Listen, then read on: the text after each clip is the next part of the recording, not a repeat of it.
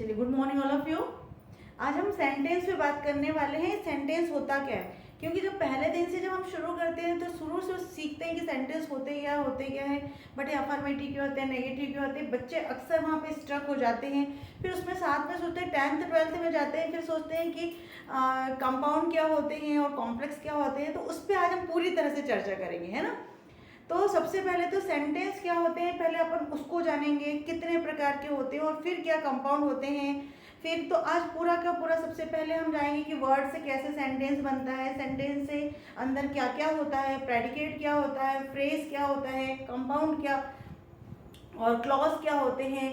फिर हम सीखेंगे कि असर्टिव सेंटेंस क्या होते हैं, इंट्रोगेटिव सेंटेंस क्या होते हैं, फिर इम्परेटिव सेंटेंस क्या होते हैं, एक्सक्लेमेटरी क्या होते हैं। ये तो हो गए आपके इस पार्ट ऑफ उसके और बेस्ड ऑन मीनिंग हो गया, है ना। लेकिन वहीं पे another in the other hand we have learn this thing based on structure, कि स्ट्रक्चर के आधार पर वो कैसे होते हैं, सिंपल होते हैं, कंपाउंड होते हैं, कॉम्प्लेक्स होते हैं। तो ये पूरा का पूरा वीडियो आज अपन इसमें कवर करने वाले हैं ना। ठीक है, तो let's start without wasting our time. सबसे पहले मैं आती हूँ, मैंने यहाँ पे एक एग्जाम्पल लिखा है, I am a boy. I am a boy, ठीक है ना, आपको दिख रहा है ना।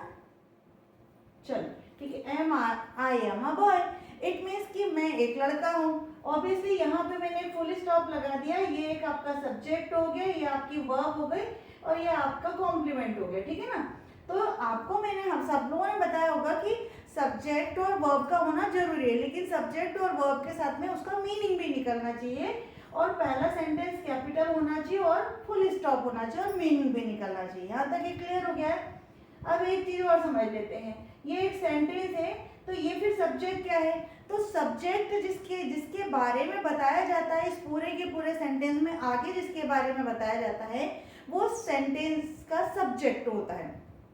सब्जेक्ट नाउन हो सकता है या प्रोनाउन हो सकता है, लेकिन जब इसके आगे का पूरा इसके बारे में जो बताते हैं उसे हम प्रेडिकेट कहते हैं। क्या कहते हैं हम इसे? प्रेडिकेट कहते हैं। ये बिल्कुल बेसिक थिंग्स है ना, ये बिल्कुल बेसिक थिंग्स है सेंटेंस के लिए, कि किसी भी सेंटेंस में क्या होना चाहिए, सबसे पहला सब्जेक्ट होना चाहिए और फिर वर्ब होना चाहिए, है ना। सब्जेक्ट के साथ साथ जितना पीछे का जो भाग होता है वो प्रेडिकेट कहलाता है। ये बिल्कुल सिंपल डेफिनेशन है। तो भाई फिर ये सब्जेक्ट सेंटेंस क्या होते हैं, सब्जेक्ट क्या है, इसको अपन फिर से पढ़ते हैं, ठीक है ना। अब सपोज अपन बिल्कुल जीरो से पढ़ रहे हैं, ये अपन ने पढ़ा ए बी सी और डी और ए ई एफ, तो ये क्या हो गए, ये आपके लेटर होते हैं ना, ये लेटर्स होते हैं। ये लेटर्स हम बचपन से पढ़ते आ रहे हैं, है ना। लेकिन अब इन लेटर्स को अरेंज कर दिया जाए और एक अच्छे सीक्वेंस में लगा दिया जाए। सपोज मैंने यहाँ लिख दिया एप्पल, ठीक है ना, ये मैंने एप्पल ले लिया और यहाँ पे लिख दिया मैंने BAT, बेड, बेड लिख दिया, ठीक है। तो ये जो लेटर्स को जोड़ जोड़ के हमने क्या किया है, लेटर्स को जोड़ करके एक पूरा का पूरा वर्ड बन गया और वो मीनिंग दे रहा है ना, यानी ऐसा अरेंज किया है कि वो मीनिंग होगा, इरेगुलर नहीं करना है, मीनिंग दे रहा है। तो ये क्या हो गए, फिर आपके वर्ड हो गए, ठीक है ना। अब ये वर्ड हो गए, लेकिन अगर मैंने इसको जोड़ दिया एप्पल, स्वीट एप्पल, ठीक है ना, मैंने लिख दिया स्वीट एप्पल, स्वीट एप्पल, ठीक है। तो मीठा एप्पल, कुछ तो मीनिंग निकल रहा है, थोड़ा बहुत तो मीनिंग निकल रहा है, मीठा एप्पल है, कोई तो भी मीठा एप्पल है, ठीक है ना। अब मैंने बोल दिया बेड, माय बेड, ठीक है ना, माय बेड बोल दिया, मैंने बोल दिया माय बेड, मेरा बेड, ठीक है ना। फिर मैंने बोल दिया कि on the table, on the table. फिर मैंने बोल दिया in the bed, in the bed. देखो यहाँ पे ये सारे के सारे वर्ड लिखे हुए हैं, यहाँ 2 वर्ड का ग्रुप है, यहाँ पे 2 वर्ड का ग्रुप है, यहाँ 3 वर्ड का ग्रुप है, यहाँ पे भी 3 वर्ड का ग्रुप है। लेकिन हम कुछ समझ पा रहे हैं, कुछ नहीं समझ पा रहे, मतलब उसका मीनिंग निकल रहा है कुछ और कुछ नहीं निकल रहा। देखेंगे, यहाँ समझ में आ रहा है स्वीट एप्पल, मीठा एप्पल, यहाँ समझ में आ रहा है माय बेड, मेरा बेड। फिर यहाँ ऑन द टेबल, टेबल पर कुछ है, क्या है ये नहीं पता। इन द बैग, बैग में कुछ है, क्या है नहीं पता। इट मीन्स ये क्या कहते हैं, ये ग्रुप ऑफ वर्ड्स हो गए, क्या हो गए, ये group of words, group of words हो गए, क्या हो गए, ये ग्रुप ऑफ वर्ड्स हो गए। लेकिन कंप्लीट मीनिंग नहीं दे रहे, मीनिंग दे रहे हैं लेकिन इनकम्प्लीट मीनिंग दे रहे हैं, अधूरा दे रहे हैं, ठीक है ना। तो इसे हम कहेंगे फ्रेज। क्या कहेंगे? इसे हम फ्रेज कहेंगे। क्लियर? यहाँ पे ना तो इसके पास कोई सब्जेक्ट है, ना ही इसी के पास कोई वर्ब है ना? तो यह ना तो सब्जेक्ट या वर्ब से ग्रुप है, इसे हम क्या कह रहे हैं? फ्रेज कह रहे हैं। क्या कह रहे हैं? फ्रेज। इसे क्या कह रहे थे? वर्ड। और इसे क्या कहते हैं? लेटर्स। ठीक है ना? यहाँ तक ही क्लियर हो गया। अब मैं एक और सेंटेंस लिखती हूँ। मैं बोलूंगी I have an apple. I have an apple. मैंने बोला मेरे पास एक एप्पल है, तो ये क्या हो गया? आपका सब्जेक्ट हो गया और ये आपकी वर्ब हो गई, है ना? ये आपका सब्जेक्ट हो गया और ये आपकी वर्ब हो गई। इट मीन्स यहाँ पे ये सब्जेक्ट और वर्ब दोनों हैं।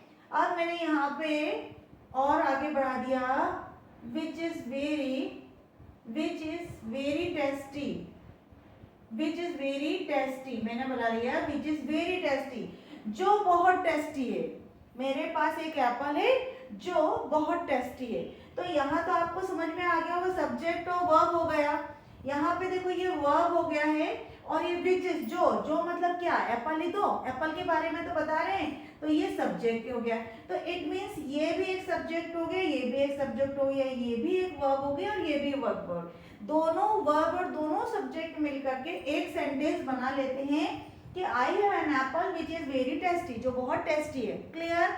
इट मीन्स यहाँ पे ध्यान देना है कि भाई ये दो सब्जेक्ट क्यों आए। मैम ने तो बताया था सेंटेंस में एक सब्जेक्ट होता है, प्रेडिकेट होता है। तो यहाँ पे ध्यान देने वाली बात है, यहाँ पे जो दो हैं, ये एप्पल तक के और विच इज वेरी टेस्टी यहाँ तक के, ये जो है वो एक क्लॉज है, ये एक क्लॉज है और ये भी एक क्लॉज है ना? तो ध्यान देने वाली बात है कि फिर ये क्लॉज होते क्या है? तो क्लॉज में क्या होता है? एक क्लॉज के अंदर आपको एक सब्जेक्ट का होना जरूरी है और एक वर्ब का होना जरूरी है। और मीनिंग कभी फुल मीनिंग दे भी सकता है और इनकम्प्लीट मीनिंग भी देता है। मीनिंग भी देने वाला होना चाहिए। क्या होना चाहिए? मीनिंग भी देता हो। तो कभी कभी पूर्ण कंप्लीट मीनिंग देता और कभी इनकम्प्लीट देता। देखेंगे कैसे? आई हैव एन एप्पल, बिल्कुल मेरे पास एक एप्पल है, बहुत अच्छी बात है कि मेरे पास एक एप्पल है, ठीक है ना? लेकिन विच इज वेरी टेस्टी, बहुत टेस्टी है। लेकिन अगर मैं उसको यहाँ पे थोड़ा सा हाइड कर लेती हूँ, मैंने बोला विच इज वेरी टेस्टी, जो बहुत टेस्टी है, तो आपको समझ में नहीं आ रहा क्या? जो मैंगो है, टॉफी है, बिस्किट है, क्या है, वेजिटेबल है, क्या टेस्टी? नहीं समझ में आ रहा ना आपको? इट मीन्स ये इनकम्प्लीट है। क्लॉज है बट ये इनकम्प्लीट है। लेकिन ये तो आपको पूरा कंप्लीट सेंस दे रहा है ना? आई है ना एप्पल, ठीक है, मेरे पास एक एप्पल है, ठीक है। तो ये आपका एक क्लॉज हो गया, ये कंप्लीट मेन क्लॉज हो गया और ये डिपेंडेंट क्लॉज हो गया। तो इनको सेंटेंस को पढ़ने के पहले इसे पढ़ना बहुत जरूरी है, तभी हम इन चीजों को समझ पाएंगे। अब आप देखेंगे सबसे पहले लेटर से शुरू हुआ था वर्ड से शुरू हुआ था फ्रेज, और फ्रेज से शुरू हो गया क्लॉज, है ना? जब क्लॉज हमको समझ में आ जाएगा, और एक आध एग्जांपल दे देती हूँ मैं यहाँ पर आपको। क्या होता है? क्लॉज के अंदर एक सब्जेक्ट होता है, एक वर्ब होता है और मीनिंग देता भी है और कभी कभी अधूरा मीनिंग भी देता है। लेकिन यहाँ तो टोटली अधूरा मीनिंग दे रहा था। फ्रेज क्या कर रहा था? टोटली अधूरा मीनिंग दे रहा था। अब हम आते हैं, एक दो एग्जाम्पल और ले लेते। चलो हम ले लेते हैं शी इज माई सिस्टर, वो मेरी बहन है। शी इज माई सिस्टर, वो मेरी बहन है। शी इज इंटेलिजेंट, वो कैसी है? इंटेलिजेंट है, वो इंटेलिजेंट है, ठीक है। अब अपने को इसको जोड़ना है, तो मैंने अभी बताया कि यहाँ पे ये सेंटेंस है, ये पूरा सेंटेंस है। लेकिन अब ये देखो, यहाँ पे सब्जेक्ट है और यहाँ पे वर्ब है, यहाँ पे भी सब्जेक्ट है और यहाँ पे भी वर्ब है। लेकिन यदि मैं उसको जोड़ती हूँ, she is my, she is, हाँ, फिर अपन ने या तो कॉमन लगाया यहाँ हु इज इंटेलिजेंट, जो इंटेलिजेंट है इज माई सिस्टर, वो मेरी बहन है। क्या है? She is who is intelligent, जो इंटेलिजेंट है, is my sister. Is who common लगाया, हु इज उसके बारे में बता रहे ना, तो आपको देखिए मैम यहाँ पे कहाँ दो सब्जेक्ट है, भाई ये सब्जेक्ट है, इसका वर्ब ये है, इसका वर्ब आगे है, ये आपका सब्जेक्ट है क्योंकि इसकी जगह पे उनका नाम होगा, और ये आपकी वर्ब है। क्लियर है ना?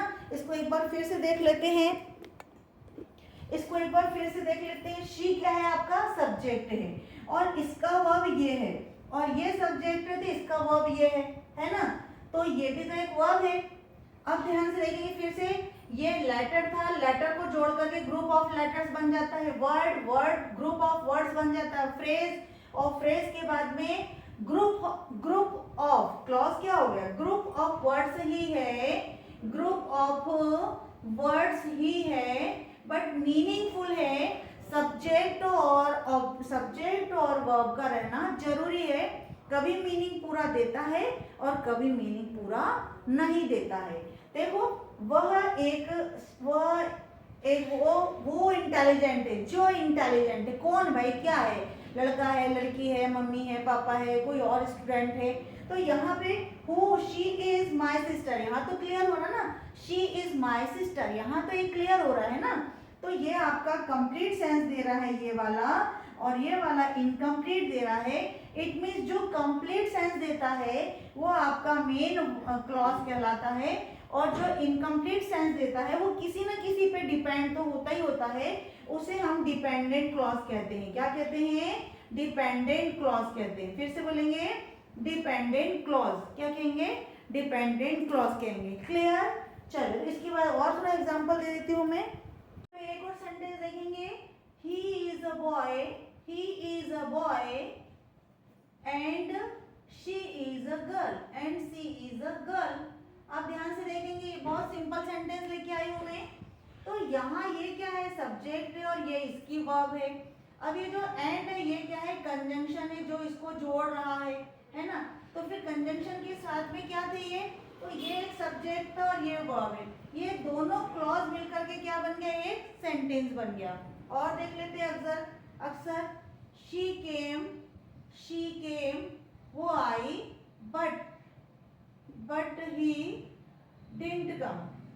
ही डिडंट कम, वो नहीं आया। देखो ये भी एक सब्जेक्ट है, ये वर्ब है, ये एक सब्जेक्ट है और ये वर्ब है, ठीक है ना? इट मीन्स कि दो सब्जेक्ट और दो वर्ब है। तो जो फ्रेज था उसमें तो सब्जेक्ट और फ्रेज कुछ नहीं था। क्लॉज में आपके पास सब्जेक्ट और वर्ब का होना जरूरी है। ये कई प्रकार के होते हैं, नाउन क्लॉज हो सकते हैं, एडजेक्टिव क्लॉज, एडवर्बियल होते हैं, एडजेक्टिव हो सकते हैं, उसको हम बाद में डिटेल करेंगे। अभी हम सेंटेंस पढ़ रहे हैं इसलिए हम सेंटेंस को पढ़ेंगे कि आखिर सेंटेंस है क्या। अब she came but he didn't come, वो नहीं आया। दो सिंपल सेंटेंसेस को जोड़ करके हमने एक सेंटेंस बना लिया।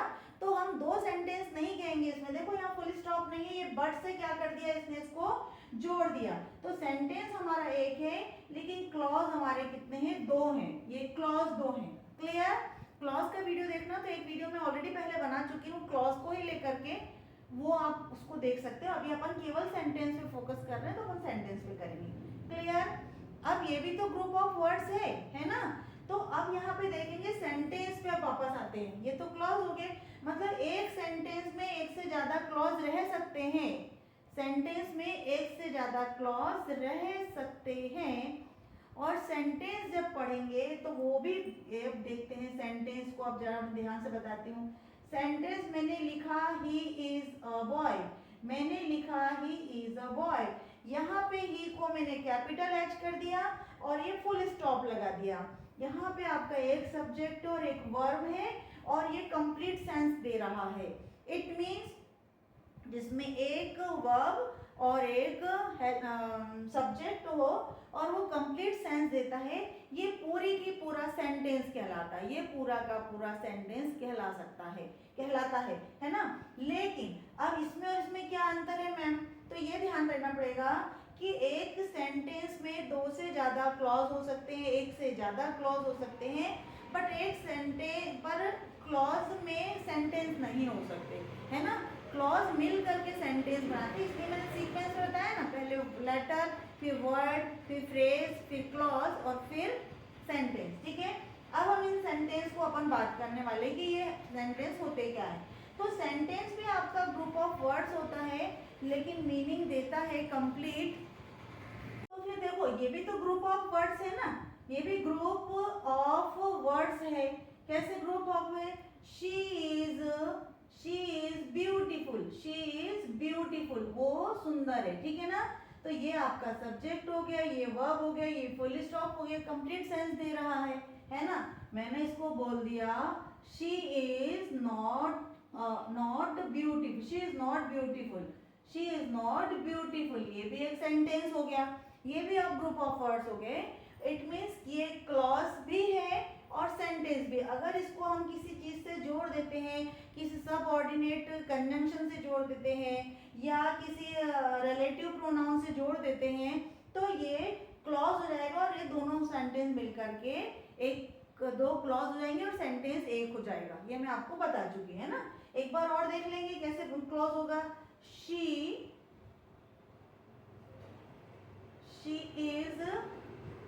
is beautiful, she is beautiful, but she, अब हो सकता है कि वो दूसरी लड़की के बारे में बात कर रहे हैं, दूसरी लड़की के बारे में। she is beautiful but she is not beautiful, she is not beautiful। हो सकता है कोई दो लड़कियों की बात चल रही है और अपन इसमें कंजंक्शन से जोड़ रहे हैं कि वो सुंदर है बट वो सुंदर नहीं है ना। She is beautiful but she is not beautiful, ठीक है ना। तो यहाँ पे फिर ये दो जो सेंटेंस थे, यहाँ पे सब्जेक्ट और वर्ब, यहाँ ये सब्जेक्ट और ये वर्ब, और ये पूरा का पूरा दो क्लॉज बन जाते हैं। और दो क्लॉज को जोड़ने का काम कौन करता है? ये कंजंक्शन करता है और एक पूरा का पूरा सेंटेंस दे देता है। क्लियर? अब ये सेंटेंस होते कितने प्रकार के हैं, कैसे होते हैं, वही तो हम समझेंगे।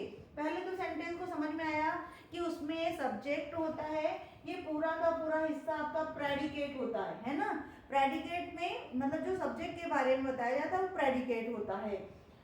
सब्जेक्ट के साथ में वर्ब होता है, वर्ब के बारे में कोई कॉम्प्लीमेंट हो सकता है, कोई ऑब्जेक्ट हो सकता है, कुछ भी हो सकता है, उसको कोई घबराने वाली बात नहीं है। कई प्रकार के सेंटेंस होते हैं, तो ऐसा बिल्कुल नहीं घबराएं कि टेंस के सेंटेंस होते हैं या सिंपल ही हो सकते हैं। भाई आई एम टीचिंग यू, मैं तुम्हें पढ़ा रही हूँ, ये भी हो रहा है। आई एम अ टीचर, ये भी तो है ना। तो दोनों सेंटेंस हो सकते हैं, बिल्कुल नहीं घबराएं कि केवल टेंस के ही सेंटेंसेस होते हैं, अदर सेंटेंस सिंपल नहीं होते हैं। जब आप डीपली उसको पढ़ने लगते हैं तो आपको समझ में आ जाता है, ठीक है। अब ये प्रेडिकेट और सब्जेक्ट हो गया और ये क्लॉज और सब्जेक्ट हो गया, है ना, सेंटेंस हो गया। अब हम चलते हैं मेन सेंटेंस जिस पे हम अपन बात करने वाले थे, है ना। तो सेंटेंस ग्रुप ऑफ वर्ड्स होता है, इसमें सब्जेक्ट होता है, वर्ब होता है, प्रेडिकेट होता है, ठीक है। अब अपन बेस्ड ऑन इसका मीनिंग पढ़ेंगे जो हम बचपन से पढ़ते आ रहे हैं, क्योंकि टेंस में हम क्या करते हैं, असर्टिव सेंटेंस लिखते हैं, डिक्लेरेटिव देते हैं और फिर नेगेटिव ले लेते हैं और फिर पॉजिटिव ले लेते हैं, फिर इंट्रोगेटिव ले लेते हैं। तो हम सबसे पहले बेस्ड ऑन मीनिंग से ही पढ़ेंगे। जो आपका मीनिंग है उसके आधार पर इसको चार भागों में बांटा गया। देखेंगे पहला असर्टिव सेंटेंस। असर्टिव सेंटेंस का मतलब होता है कि जैसे सिंपल सेंटेंसेस होते हैं ना, कि आपको पॉजिटिव भी हो सकते हैं, नेगेटिव भी हो सकते हैं। She is a girl, she is not a girl, ठीक है ना। ये पॉजिटिव भी हो सकते हैं, नेगेटिव भी हो सकते हैं। इसको भी मैंने बहुत डिटेल वीडियो बनाया है, बट अभी मैं दूसरी चीजों पे फोकस कर रही हूँ, इसलिए इसको ध्यान नहीं दे रहे हैं ना। फिर इंट्रोगेटिव, असर्टिव सिंपल लिख देती हूँ मैं, यहाँ पे कोई एग्जाम्पल लिख लेती हूँ। मैंने लिख दिया था ना ये वाला, I am a boy, I am a boy, है ना। लेकिन अगर नेगेटिव बोलना है तो I am not a boy, I am not a boy, ठीक है ना। अब आते हैं इंट्रोगेटिव, ये दोनों असर्टिव में आ जाएंगे। लेकिन इंट्रोगेटिव का मतलब ही होता है प्रश्न पूछना, प्रश्न पूछना। इंट्रोगेटिव है, ठीक है ना। क्वेश्चन निकालते, आप अक्सर पूछते हैं ना, क्या मैं लड़का हूँ, क्या मैं लड़की हूँ, क्या मैं खुश हूँ, क्या मैं दुखी हूँ, क्या मैं बिजी हूँ, क्या मैं थकी हुई हूँ।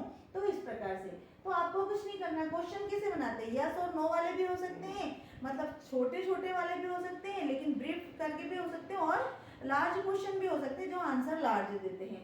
कैसे होगा? Am I a boy, am I a boy, क्या मैं एक लड़का हूँ, क्या मैं एक लड़का हूँ, ये इंट्रोगेटिव हो गया, ये एक सेंटेंस हो गया।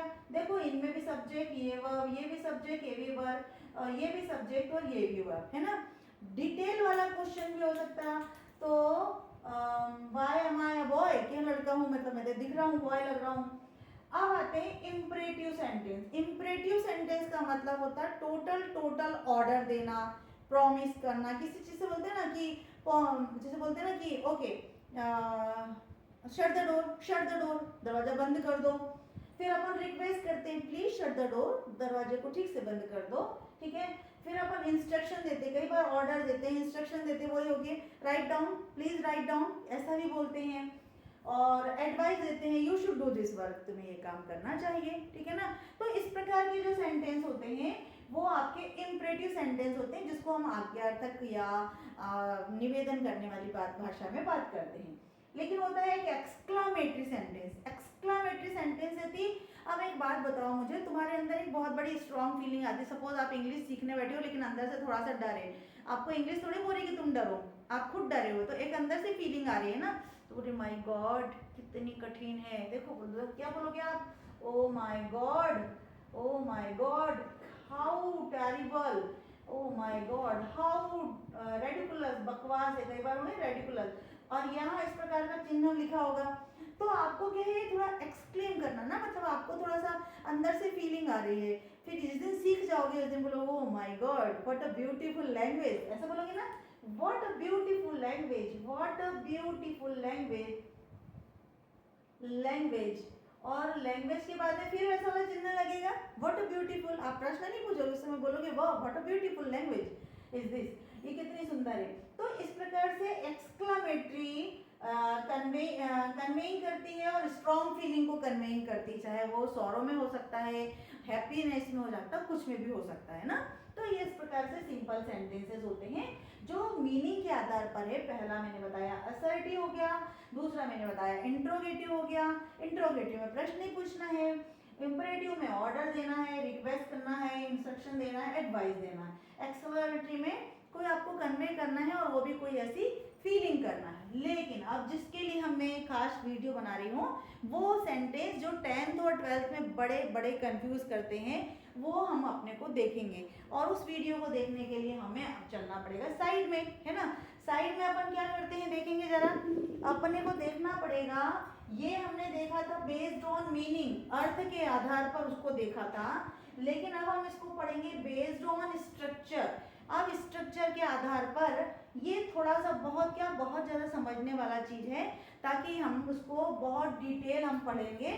तो हम यहाँ देखेंगे ये बेस्ड ऑन स्ट्रक्चर, पहला होता है सिंपल सेंटेंसेस, दूसरा होता है कंपाउंड सेंटेंसेस, और तीसरा होता है कॉम्प्लेक्स सेंटेंसेस। तो ये सिंपल क्या होते हैं, कंपाउंड क्या होते हैं और कॉम्प्लेक्स क्या होते हैं, इसको फुल डिटेल में सीखने के लिए इसको थोड़ा सा इरेज कर देते हैं अपन, ठीक है ना। ये हमारा है पहले नंबर पे, हमारा आता है सिंपल सेंटेंसेस। क्या आता है, सिंपल सेंटेंसेस, है ना। मैंने एक एग्जांपल लिखा आपके लिए, she is a girl, she is a girl, ठीक है ना। यहाँ पे मैंने लिखा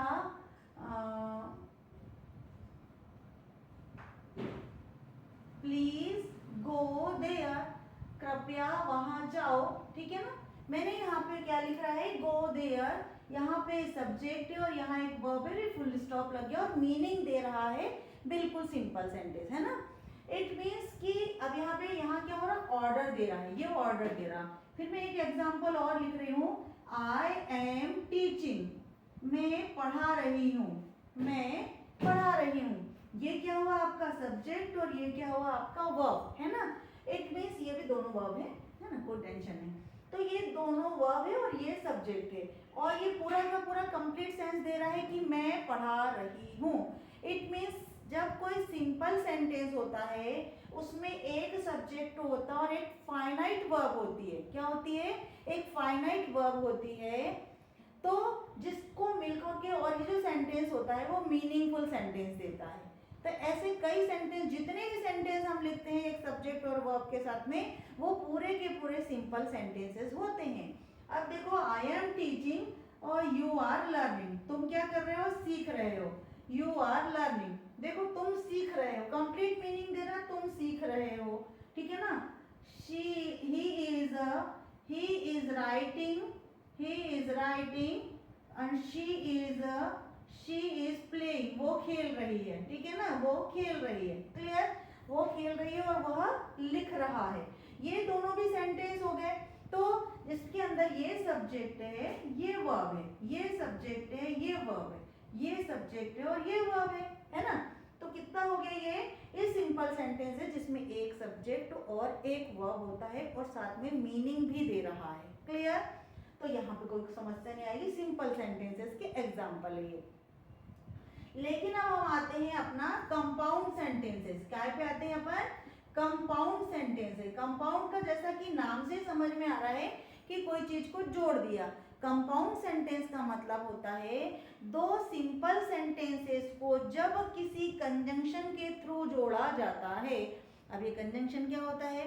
कंजंक्शन में ऑलरेडी पढ़ा चुकी हूँ और आपको थोड़ा नॉलेज होगा। कंजंक्शन वो होते हैं जो किसी वर्ड को, किसी सेंटेंस को, किसी क्लॉज को, किसी फ्रेज को जोड़ते हैं और एक सेंटेंस बनाने में मदद करते हैं, वो कंजंक्शन होते हैं ना। तो कंपाउंड सेंटेंस पढ़ने के लिए हमें इनकी थोड़ी जरूरत पड़ती है क्योंकि हम जोड़ेंगे। देखो यहाँ पे मैंने कितने सिंपल सिंपल सेंटेंसेस लिखे थे। यदि मैं इनको जोड़ देती हूँ, यहाँ पे अपन जोड़ देते, आई एम टीचिंग, मैं पढ़ा रही हूँ, I am teaching, but you are learning, परंतु तुम क्या कर रही हो? सीख रही हो, परंतु तुम सीख रही हो। दूसरा एग्जांपल ले लेंगे अपन, ही इज राइटिंग, वह लिख रहा है, but she is playing, but या फिर अपन एंड भी लगा लो, एंड शी इज प्लेइंग, वह खेल रही है ना। यहाँ पे कोई छोटा बच्चा वो खेल रहा है, तो वो खेल रही है। तो हमने क्या करा, ये जो एंड है और ये जो बट है, ये दोनों क्या है? कंजंक्शन है। कंजंक्शन ने क्या किया? दोनों जो सिंपल सेंटेंसेस थे उनको जोड़ दिया और एक सेंटेंसेस बना लिया। तो जो मैं क्लॉज वाली बात आपको बता रही थी ना, ये वही है। अब ये एक सेंटेंस नहीं रह गया, ये एक सेंटेंस नहीं रह गया, इसने जोड़ दिया बट के थ्रू। तो ये वाला जो क्लॉज हो गया है, ये एक क्लॉज हो गया और एक दूसरा क्लॉज हो गया। अब ये होता है जो कंपाउंड सेंटेंस होते हैं, इसे हम इसके थ्रू भी जोड़ सकते हैं और कॉमा के थ्रू भी जोड़ सकते हैं। क्लियर? कंजंक्शन के थ्रू भी जोड़ सकते हैं और कॉमा के थ्रू भी जोड़ सकते हैं। देखो ये एक सब्जेक्ट हो गया और ये एक वर्ब हो गया, ये आपका एक सब्जेक्ट हो गया और ये वर्ब हो गया। तो ये दोनों सेंटेंस अपने आप में एकदम फ्री है, स्वतंत्र है, किसी पे कोई डिपेंड नहीं है। लेकिन अगर मैं यहाँ से ये एंड को हटा देती हूँ तो ये फिर क्या हो गए? सिंपल सेंटेंसेस हो गए, एक सब्जेक्ट एक वर्ब, एक सब्जेक्ट एक वर्ब। क्लियर? यहाँ तो कोई प्रॉब्लम नहीं है। मतलब कि कंजंक्शन को हटाया जाता है तो वो उसे उनपे सेंटेंस पे उन पे कोई असर नहीं पड़ेगा। इट मीन्स ये कंपाउंड सेंटेंसेस, कंपाउंड सेंटेंस को किसी कंजंक्शन के द्वारा जब जोड़ा जाता है और यदि कंजंक्शन को हटा लिया जाता है तो वो फिर से पुनः फ्री, स्वतंत्र यानी सिंपल सेंटेंसेस में कन्वर्ट हो जाते हैं। जब हम इसे कंपाउंड बनाना होता है तब हम इसमें क्या लगा देंगे? एंड, बट, और। तो अब देखेंगे कि कौन सी ऐसी चीजें हैं जिनको हम लिखने से ये कंपाउंड सेंटेंस बन जाते हैं और मेन जो मीनिंग है या मेन जो सेंटेंस है उसका मीनिंग भी नहीं बदलता। देखेंगे जरा, कंपाउंड सेंटेंस में अगर हमने लिख दिया है, अगर हमको ये चीजें अच्छे से याद हो जा रही है, ऐसे मैंने लिखा है फैन बॉय, देखो ये जो फैन बॉयज लिखा है मैंने, यदि आपको याद हो जाएगा, ये तैयारी रटने की इससे बताया हुआ है कि फैन बॉयज, अगर आपको नॉलेज है थोड़ा बहुत छोटा मोटा, यानी क्योंकि अपन अपने बिगनर हैं तो अपने को इतना ही पढ़ना है, अभी बाद में अपन उसको और डिटेल में पढ़ सकते हैं। फैन बॉय के बारे में अगर आपको जानकारी है तो आप क्या कर सकते हो? कंपाउंड सेंटेंस को बहुत इजीली बना सकते हैं। कैसे बना सकते देखेंगे। एफ फॉर होता है एफ फॉर, ए फॉर होता है एंड, एन फॉर होता है नॉर, बी फॉर होता है बट, वाई फॉर नहीं, ओ फॉर होता है और, वाई फॉर होता है यट और एस फॉर होता है सो, है ना। तो इट मीन्स देखो यहाँ पे मैंने एंड और बट लगा के बताया। एक और एग्जांपल लिख लेती हूँ, शी इज इल, वो बीमार है, ठीक है ना। She is ill, she didn't come, वो नहीं आए। देखो ये दो सिंपल सेंटेंसेस थे, मैं इसको कंपाउंड सेंटेंस बनाती हूँ। She is ill, so didn't come, she didn't come, इसलिए नहीं आई, है ना, इसलिए नहीं आई। इट मीन्स यहाँ पे ये दो क्लॉज को मिला करके एक सेंटेंस बनाया है। क्लियर? एक चीज आपको समझ में आ रही होगी कि मैम यहाँ तो आपने सी लिखा, यहाँ वर्ब भी लिखा, यहाँ केवल वर्ब लगा दिया। तो ध्यान सुन देना, यहाँ पे अपन शी डिडंट कम भी लिख सकते थे, कोई बुराई नहीं है। पर जब हम कंपाउंड सेंटेंस बनाते हैं और जब एक ही सब्जेक्ट है तो दूसरे वाले क्लॉज में सब्जेक्ट को ओमिट किया जा सकता है, उसे ना लिखा जा सकता है ना। हम समझते हैं, इतना तो अंडरस्टूड है ना कि वो सब्जेक्ट है वहाँ पे, इट मीन्स उसके बारे में बात की जा रही। अगर आपको नहीं समझ में आ रहा तो दोनों जगह सब्जेक्ट लिखो, कोई परेशानी नहीं। धीरे धीरे जब आप अच्छे से मैच्योर हो जाओगे तो आप करोगे। इट मीन्स कभी आप लगा सकते हैं, ओमिट भी कर सकते हैं। Most of time upon omit कर देते हैं, उसको हटा देते हैं। शी इज इल, जैसे अपन और कोई एग्जांपल दे देते हैं, I am teaching but you are learning, अलग अलग थे ये। लेकिन अगर मैंने यहाँ पे बोल दिया ही इज प्लेइंग और शी इज राइटिंग और ही इज प्लेइंग, तो अपन ये भी कह सकते हैं he is writing and playing, वो लिख भी रही है और खेल भी रही है। इट मीन्स ये दोनों के दोनों क्लॉज को जोड़ करके हमने एक सेंटेंस बनाया हुआ है। तो हम वहां पे दूसरे वाले क्लॉज में सब्जेक्ट को ओमिट कर सकते हैं, तो वो सेंटेंस बनेगा ना। सेंटेंस में जरूरी नहीं कि दोनों तरफ सब्जेक्ट आए, क्लॉज में जरूरी है कि दोनों तरफ सब्जेक्ट आए। क्लियर? तो इस प्रकार का सेंटेंस बनाने के लिए आपको ये इन चीजों की जरूरत पड़ेगी, इससे आप कंपाउंड सेंटेंस आराम से बना सकते हैं। क्लियर? Got it? चलो आगे बढ़े क्या? इसके बाद हम चलते हैं कॉम्प्लेक्स सेंटेंस। एक बार फिर से थोड़ा सा रिव्यू ले लेते हैं। सिंपल सेंटेंसेस में एक सब्जेक्ट होता है और एक वर्ब होती है, फाइनाइट वर्ब होती है, मीनिंग देता है, और छोटा होता है, सिंपल होता है ना, ठीक है। फिर अगर दो सिंपल सेंटेंसेस को किसी कंपाउंड कंजंक्शन के, मतलब किसी कोऑर्डिनेट कंजंक्शन के द्वारा, कोऑर्डिनेट ही तो कर रहा है, मिलने का तो काम कर रहा है, मिलाने का तो काम कर रहा है ना, मिलाने का जब काम करता है इसी से कोऑर्डिनेट कंजंक्शन कहते हैं, इनसे जुड़ा होता है। लेकिन अगर इन कंजंक्शन को हटा दिया जाए तो भी वो अपने आप में पूर्ण सेंटेंस का मीनिंग देते हैं, तो उसे हम कंपाउंड सेंटेंसेस कहते हैं। क्लियर? अब हम आगे बढ़ जाते हैं कॉम्प्लेक्स सेंटेंस की तरफ, है ना। कॉम्प्लेक्स सेंटेंस का मतलब होता है, यहाँ तो अपन ने समझ में आया कि भाई ठीक है, दो सेंटेंस है, दोनों को मर्ज कर दिया, बट एंड और सो यट से जोड़ दिया, है ना। लेकिन अब यहाँ पे ये होगा कि थोड़ा सा टिपिकल होता है, हल्का सा, पर इसको समझ के पढ़ेंगे तो बिल्कुल भी टिपिकल नहीं होगा। इसलिए मैं चाहूंगी कि all years towards me. Okay, thank you. देखो अपन ये एक एग्जांपल लेंगे, unless you come I will not come, है ना। अब अपन क्या कर रहे हैं, कंपाउंड कॉम्प्लेक्स सेंटेंस पढ़ रहे हैं। सबसे पहले अपन ने क्या पढ़ा, सिंपल सेंटेंस है जिसमें एक सब्जेक्ट एक फाइनाइट वर्ब फुल मीनिंग दे रहा है। लेकिन अब पढ़ा कंपाउंड जिसमें फैन बॉयज सब कोऑर्डिनेट अपन ने कंजंक्शन लगाया और उनके दो सेंटेंस को मिला लिया, ठीक है ना।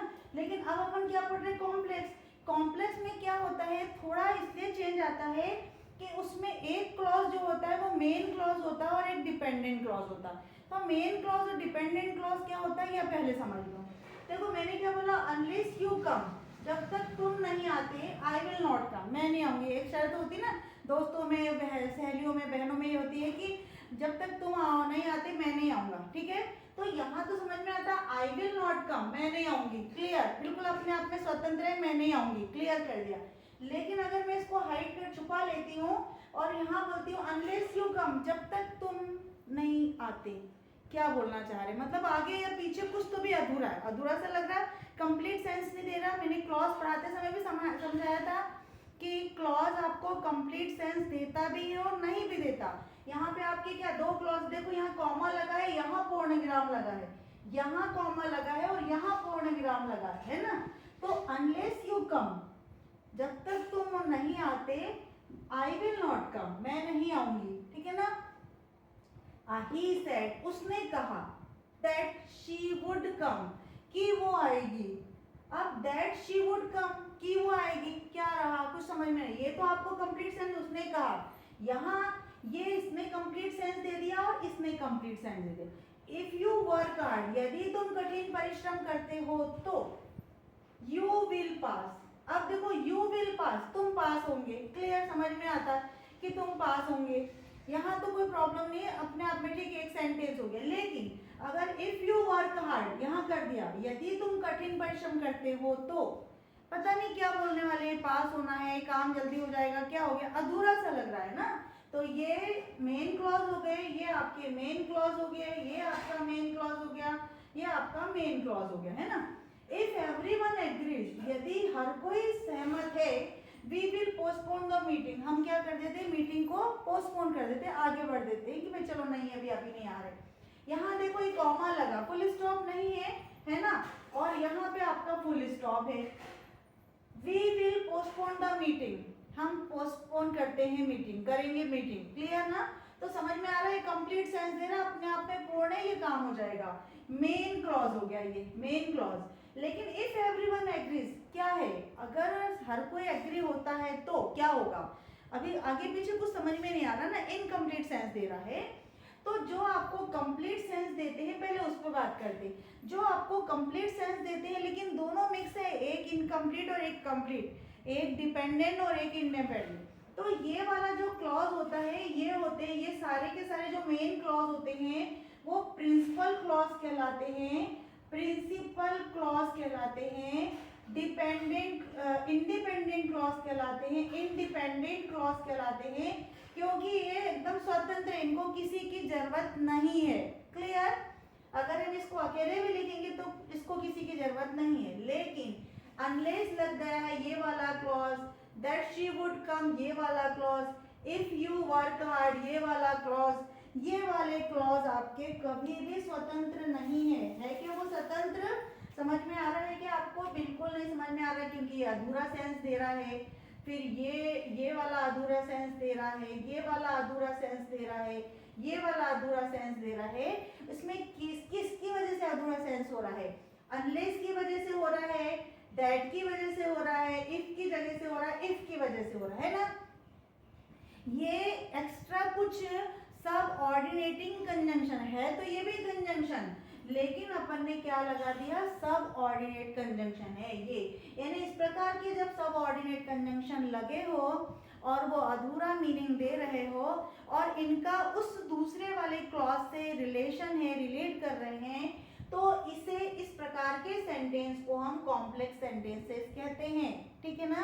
फिर से बोल रही हूँ, यदि उसमें एक इंडिपेंडेंट क्लॉज यानी बिल्कुल स्वतंत्र वाला वाक्य छुपा हुआ है, लेकिन एक दूसरा डिपेंडेंट क्लॉज है जिसको किसी दूसरे सेंटेंस से कंप्लीट सेंस निकालने के लिए सहारे की जरूरत होती है, जैसे ये, तो इन्हें कहते हैं हम डिपेंडेंट क्लॉज। क्या बोलते हैं हम इसे? डिपेंडेंट क्लॉज, डिपेंडेंट क्लॉज, ठीक है ना। जो डिपेंड, इनके बगैर ये अधूरा है, ये इनके साथ मिलकर ही पूरा सेंस देंगे, और इस प्रकार के सेंटेंस को हम कॉम्प्लेक्स सेंटेंसेस कहते हैं। तो अब क्या क्या हो सकता है इसमें? भाई वाइल हो सकता है, और जरूरी नहीं कि ये हर जगह केवल और केवल कंजंक्शन ही काम करेगा। कभी कभी देखो, मैं एक एग्जांपल लिख देती हूँ यहाँ पे, ये प्रोनाउन भी हो सकते हैं। जैसे मैंने यहाँ दो सेंटेंस बनाए, she is my sister, she is my sister, वह मेरी बहन है, ठीक है ना। फिर मैंने एक सेंटेंस और लिखाया, she is wearing a blue dress, उसने क्या पहनी है? ब्लू ड्रेस पहनी है, ठीक है। अब मुझे ये देखो, अलग सेंटेंस हो गया, ये एक अलग सेंटेंस और ये अलग सेंटेंस, मुझे इसको कॉम्प्लेक्स बनाना है। कॉम्प्लेक्स बनाने के लिए आपको क्या चाहिए? कोई भी सब ऑर्डिनेट क्लॉज चाहिए, है ना। सब ऑर्डिनेट क्लॉज चाहिए, मतलब कुछ भी लगाओ, देखेंगे अभी क्या होगा। नहीं चाहिए तो सब ऑर्डिनेट क्लॉज नहीं तो मैं प्रोनाउन लगा के बताती हूँ, ध्यान से देखेंगे। शी इज वो है, या फिर she who is wearing a blue dress, उसने, वह, जिसने जो पहनी हुई है, क्या पहनी है? ब्लू ड्रेस पहनी हुई है, इज माई सिस्टर, क्लियर। वह जिसने जो ब्लू ड्रेस पहनी हुई है वो मेरी सिस्टर है। तो बेटा यहाँ पे समझ में आएगा कि आपको मैम ये इतनी दूर कैसे हो सकता है। मैंने जब प्रोनाउन पढ़ाया था तब आपको समझाया था कि ये जो है हु जो है रिलेटिव प्रोनाउन है। क्या है ये? रिलेटिव प्रोनाउन है, और इससे भी आपके क्लॉज बनते हैं। देखेंगे ये सब्जेक्ट की जगह है ना, तो इसका सब्जेक्ट ये है क्योंकि किसी का नाम ही तो होता है उस जगह पे। ये इसका वर्ब है, तो ये वाला पूरा का पूरा एक क्लॉज हो गया। ये पूरा का पूरा एक इंडिपेंडेंट क्लॉज हो गया। देखो ये इंडिपेंडेंट क्लॉज हो गया, ये वाला डिपेंडेंट क्लॉज हो गया, क्योंकि ये जो लग गया ना, देखो जो लग गया।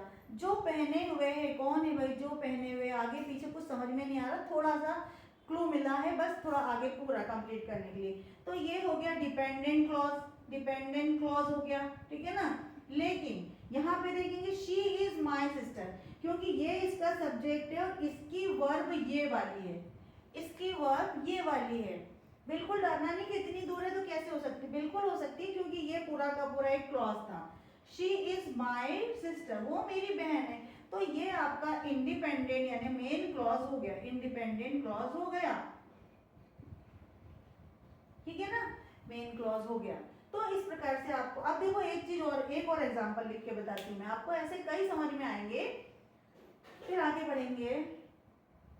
दैट मोबाइल, दैट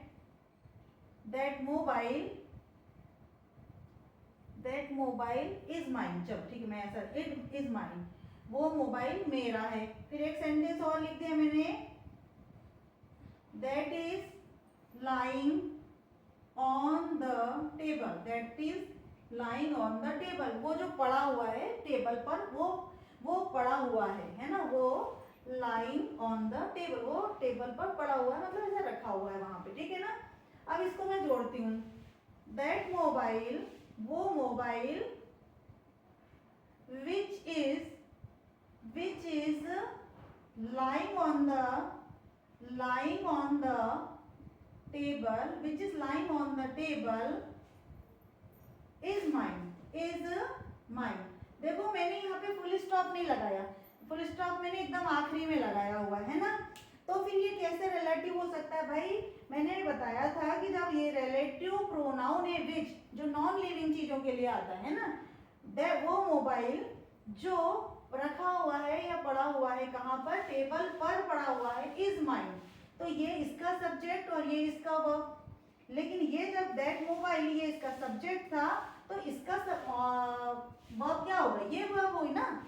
तो इस प्रकार से ये कॉम्प्लेक्स सेंटेंस बनाने के लिए हम कुछ प्रोनाउन का भी यूज करते हैं, रिलेटिव प्रोनाउन का भी यूज करते हैं, और कुछ सबऑर्डिनेट कंजंक्शन का भी यूज करते हैं, जैसे वाइल हो गया, एज हो गया, सिंस हो गया, अनलेस हो गया, अनटिल हो गया, इफ हो गया, ऑल्दो हो गया, दो हो गया, इस प्रकार एज सून एज हो गया। इस प्रकार के कई सेंटेंस हम जोड़ करके, इनसे रिलेट करके जोड़ के हम कॉम्प्लेक्स सेंटेंस बना सकते हैं। अब ये कॉम्प्लेक्स सेंटेंस तो बहुत प्रकार से बनते हैं। कैसे बनते हैं? इनमें नाउन क्लॉज भी आ सकता है, एडवर्बियल क्लॉज भी आ सकता है। फिर इसे कैसे पहचानेंगे? वीडियो बहुत ज़्यादा लंबा हो रहा है, इसको मैं बहुत डिटेल में नहीं लेकर के इसको नेक्स्ट वीडियो में मैं कवर करती हूँ, ठीक है ना। अब जैसे क्या है, मैंने बोला कॉम्प्लेक्स सेंटेंस में क्या होता है कि जैसे कहीं पूछा गया, व्हाट पूछा गया, उसने कहा, क्या कहा, तो क्या कहा, तो मतलब हम उसको आंसर देंगे ना कि उसने ऐसा कहा कि, मतलब जब किसी सेंटेंस में व्हाट का मीनिंग, व्हाट एवर, व्हाट का मीनिंग निकल के आता है, वो नाउन क्लॉज होता है ना। क्लॉज के वीडियो में मैंने बहुत डिटेल पढ़ा दी, इसको इसमें यहाँ पे कवर नहीं करूँगी, तो फिर वो डिटेल होगा। तो व्हाट हो गया, दैट हो गया, इस प्रकार के जब आते हैं तो नाउन क्लॉज से मिलकर के वो कॉम्प्लेक्स सेंटेंस बनाते हैं, ठीक है। देखेंगे एक आधा एग्जाम्पल। शी सैड, उसने कहा कि, sad that she would come, उसने कहा कि वो आएगी, ठीक है ना। व्हाट ही टोल्ड, जो उसने कहा, क्या कहा, what he told I heard, वो मैंने सुना, जो उसने बोला, जो उसने क्या कहा, वो मैंने सुना, ठीक है। तो व्हाट और दैट जैसे चीज़ों से पहचान आप उससे रख सकते हो। थोड़ा जब प्रैक्टिस हो जाएगी तो उसके बाद में आपको और समझ में आएंगे। मैं और कुछ वीडियो, नेक्स्ट वीडियो में कुछ एक्सरसाइज लेके आने वाली हूँ, जिससे फुल एक्सरसाइज आपकी हो जाएगी। अब आगे चलते हैं। जो एडजेक्टिव क्लॉज से मिलकर के कॉम्प्लेक्स सेंटेंस बनते हैं, तो एडजेक्टिव क्लॉज क्या होते हैं जिसमें हु और विच का ज्यादातर आंसर निकल के आता। जैसे मैंने बताया ओनम, तो which is celebrated in Kerala, कहाँ केरला में सेलिब्रेट किया जाता है। तो विच इज मतलब इसके बारे में बताया, इसके बारे में किसी लिविंग थिंग्स नॉन लिविंग के बारे में कुछ बताया जाए तो वो एडजेक्टिव होते हैं। अब जब कोई क्लॉज उसके बारे में बताएगा तो क्या हो जाएगा, एडजेक्टिव क्लॉज हो जाएगा, क्लॉज हो जाएगा। तो वो ना which is celebrated in Kerala, जो सेलिब्रेट किया जाता है केरला में, is a famous festival, is a famous festival. तो ये क्या है, ये विच लग करके कॉम्प्लेक्स हो गया, यहाँ पे क्या दैट लग के कॉम्प्लेक्स हो गया, व्हाट लग करके कॉम्प्लेक्स हो गया, है ना। तो ये चूंकि एडजेक्टिव के समान काम कर रहा है इसलिए एडजेक्टिव क्लॉज हो गए। लेकिन कभी कभी ऐसा भी होगा कि कोई जगह बताएगा, मैनर बताएगा, वेयर बताएगा, व्हेन का आंसर देगा, हाउ का आंसर देगा, तो ये सब एडवर्ब के आंसर देते हैं, एडवर्बियल क्लॉज कहलाएंगे। एडवर्बियल क्लॉज क्या होते हैं, वही होते हैं जो टाइम बताता है, समय बताता है, कहाँ है वो बताता है। तो उसको हम कैसे करेंगे, यहाँ तक तो समझ में आया होगा कि भाई एडजेक्टिव है, विच के बारे में, ओणम के बारे में बताया, यहाँ उसने क्या कहा उसके बारे में बताया। लेकिन अब सपोज मैं एक एग्जांपल ले लेती हूँ और टीचर जैसे ही टीचर अंदर आती है, जैसे ही वो टाइम है ना उसका, जैसे ही वो आती है स्टूडेंट्स क्या हो जाते हैं, स्टूड अप हो जाते हैं या स्टैंड अप हो जाते हैं, ठीक है ना। तो लिखा है सपोज यहाँ पे द टीचर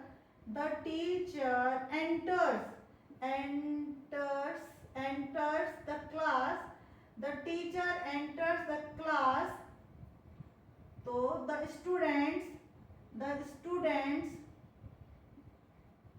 स्टैंड अप, क्या हो जाते हैं, खड़े हो जाते हैं, क्लियर, खड़े हो जाते हैं। ये दो सेंटेंस है आपके पास दिख रहे हैं, ये दो सेंटेंस में अपने को क्या करना है, इसको कॉम्प्लेक्स सेंटेंस बनाना, सिंपल सेंटेंसेस उनको कॉम्प्लेक्स सेंटेंस बनाना, देखेंगे। तो जो टीचर जैसे ही आते हैं अपन कैसे बोलेंगे, as soon as the teacher enters, teacher जैसे ही टीचर एंटर्स करते हैं, द कॉमा लगा दिए हैं, द स्टूडेंट्स स्टैंड अप, खड़े हो जाते हैं, लड़के क्या हो जाते हैं, विद्यार्थी क्या हो जाते हैं, खड़े हो जाते हैं। इसका मतलब ये टाइम बताया। तो इस प्रकार से कॉम्प्लेक्स सेंटेंस को हमने इस वीडियो में कवर किया है, कोशिश की है मैंने कवर करने की। इसके साथ बिल्कुल तुरंत मैं एक वीडियो अपलोड करने वाली हूँ जो एक्सरसाइज को लेके होगा। ज़्यादा से ज़्यादा एक्सरसाइज करेंगे तो उससे ज़्यादा प्रैक्टिस हो जाती है और एग्जाम में अच्छे मार्क्स भी आते हैं। मैंने देखा है कि स्टूडेंट्स पढ़ लेते हैं लेकिन प्रैक्टिस नहीं हो पाती, प्रैक्टिस के पास एग्जाम्पल नहीं होते हैं तो नंबर वहीं के वहीं रह जाते हैं। तो इसलिए आई होप गाइस कि आपको ये समझ में आया होगा। फिर से एक बार थोड़ा सा रिव्यू ले लेती हूँ। सबसे पहले अपन ने सेंटेंस क्या थे वो पढ़ा। सब्जेक्ट में एक सेंटेंस में एक सब्जेक्ट था, एक प्रेडिकेट था, सब्जेक्ट था, एक वर्ब था, ठीक है। फिर सब्जेक्ट को मीनिंग के आधार पर चार भागों में बांटा था। पहला असर्टिव में पॉजिटिव और नेगेटिव दोनों आते थे। इंट्रोगेटिव सेकंड नंबर पे। फिर तीसरा था इंट्रोगेटिव बाद में इम्परेटिव सेंटेंस जिसमें आज्ञा दे सकते हैं, रिक्वेस्ट कर सकते हैं, है ना, ऑर्डर दे सकते हैं, ये हो सकता है। फिर कोई कमांड भी कर सकते हैं। फिर हमारा आ जाता था एक एक्सक्लामेटरी सेंटेंस था। एक्सक्लामेटरी आपकी स्ट्रॉन्ग फीलिंग को, सॉरोनेस को, हैप्पीनेस को आपको दिखाता था, ठीक है, वो थे। लेकिन इन दी अदर साइड हम देखते हैं दूसरा, तो एक स्ट्रक्चर के बेस पे सेंटेंस फिर आपके तीन टाइप से होते हैं। कौन कौन से, सिंपल थे, कंपाउंड थे और कॉम्प्लेक्स होते हैं। सिंपल वो जिसमें केवल और केवल एक सब्जेक्ट और एक फाइनाइट वर्ब होती है, पूरा मीनिंग देता है, एक ही होता है, क्लियर, एक फुल स्टॉप होता है। लेकिन कंपाउंड में वहीं पे हम देखेंगे दो सिंपल सेंटेंसेस को किसी कोऑर्डिनेट कंजंक्शन से जोड़कर भी जो सेंटेंस बनता है वो कंपाउंड सेंटेंस होता है। उसमें सब्जेक्ट सेकंड वाले क्लॉज में सब्जेक्ट को ओमिट किया जा सकता है। फिर देन थर्ड देखेंगे कॉम्प्लेक्स सेंटेंसेस। कॉम्प्लेक्स सेंटेंस में सब ऑर्डिनेट क्लॉज से मिला करके दो क्लॉज को जोड़ करके एक सेंटेंस बनाया जाता है जिसमें मीनिंग पूरा निकलता है, जिसमें से एक इंडिपेंडेंट क्लॉज होता है और एक डिपेंडेंट क्लॉज होता है। दोनों के मिलने से ही वो सेंटेंस बनता है, इसीलिए वो कॉम्प्लेक्स सेंटेंसेस कहलाता है। तो कॉम्प्लेक्स सेंटेंस में कई प्रकार हम पढ़ सकते हैं। कई चीजें एडवर्ब हो जहाँ लगता है वहाँ एडवर्बियल क्लॉज होता है। एडजेक्टिव से जिसको शो करता है एडजेक्टिव क्लॉज हो जाता है। नाउन से जो क्लॉज होता है उसे नाउन क्लॉज कहते हैं। जहाँ व्हाट का आंसर निकलता है वहाँ नाउन क्लॉज लगा होता है। जहाँ हु और विच का आंसर लिखा होता है, वहाँ पे एडजेक्टिव क्लॉज लगा होता है, जहाँ पे where, when, time, manner, as soon as, until, unless, इस प्रकार के स्ट्रक्चर यानी वर्ड लगे हैं और उससे एक स्ट्रक्चर फॉर्म किया गया है, वहाँ एडवर्बियल फॉर्म होते हैं। डेफिनेटली इसके बाद वाले वीडियो में I am going to give some tips and some examples, so please listen to me carefully and watch this that video as well. Thank you for watching.